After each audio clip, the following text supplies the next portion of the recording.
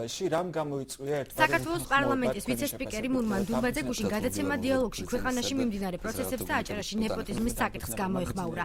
მან ხაზგასმით აღნიშნა და დაადასტურა, რომ რეგიონში თანამდებობებზე დანიშვნის ერთ-ერთ მთავარ პირობას ახლონათესაური ან მეგობრული კავშირი წარმოადგენს და მისივე თქმით, თანამდებობაზე პირის წარდგენამდე მასთან 1 ფუთი მარილის ჭამა აუცილებელია.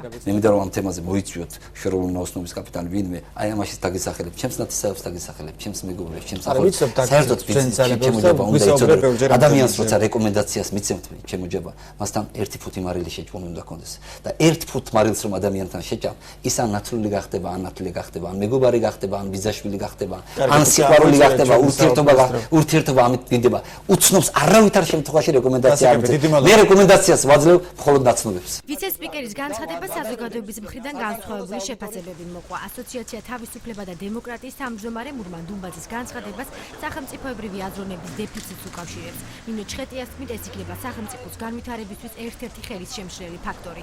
ნინო ჩხეტიას თქმით, ნეპოტიზმი საზოგადოებაში უსამართლობის განცდას გააღვივებს. თავად ივანიშვილის მიერ დაშვებული შესაძლებლობა იმისა, რომ სწორედ ნაცნობები დაინიშნოს, მან ამაზე არაერთხელ გააკეთა აქცენტი, პრაქტიკულად ორჯერ ჩააგდო რადიო თავისუფლების კითხვა, ერთხელ პირდაპირ ცალსახად აღნიშნა, ეს ნიშნავს იმაზე, რომ ქართულ პოლიტიკურ კლასს ჯერ კიდევ არ აქვს გაცნობიერებული სახელმწიფოებრივი განვითარებისათვის რა არის თქვათ მნიშვნელოვანი და აუცილებელი.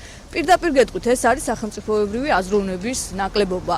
ბუნებრივად ჩნდება ყველაზე მთავარი და ნიშანდობლივი განცდა, ეს არის უსამართლობის განცდა. არასამთავრობო ორგანიზაცია დემოკრატიის ინსტიტუტის ხელმძღვანელის განცხადებით თანამდებობაზე დასანიშნად განმსაზღვრელი პიროვნების პროფესიონალიზმი უნდა იყოს. არჩილ ხახუტაიშვილის განცხადებით მნიშვნელოვანია, რომ ყველა საჯარო თანამდებობაზე პირი ინიშნებოდეს ღია კონკურსის წესით. ზღვარი გარკვეული რაღაც მიდგომა ამ მხრივ უნდა შეიცვალოს. იმიტომ რომ მხოლოდ მურმანის ნათესავი და საქმის ეს მიდგომაც არასწორია და არ ნიშნავს იმას, რომ ვინც მურმანის მეგობარი და ნათესავი არ არის, შეიძლება ვერთა დასაქმდეს. ამაზე პასუხი არის ძალიან მარტივი.